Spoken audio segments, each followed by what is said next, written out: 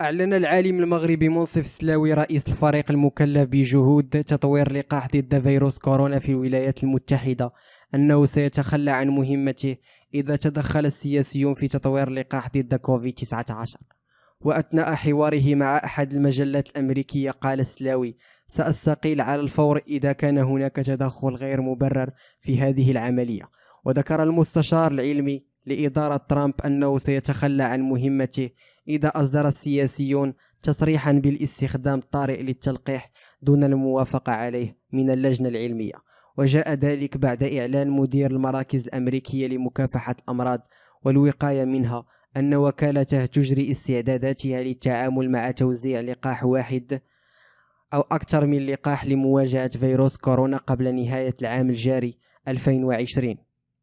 وصرح السلاوي تعليقا على ذلك: من الممكن ولكن من غير المحتمل جدا أن يكون اللقاح جاهزا للتوزيع بحلول ذلك الوقت.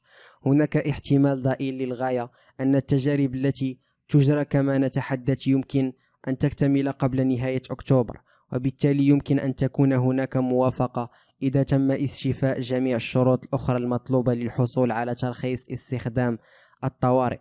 وعند سؤاله عن تخوف الأمريكيين من ضغوط محتملة لاستعمال اللقاح في نوفمبر، قال السلاوي: بغض النظر عن مواقفي السياسية يجب القول إنني لا أعتقد أن هذا أمر عادل، لأن 1000 شخص يموتون كل يوم بسبب كوفيد-19.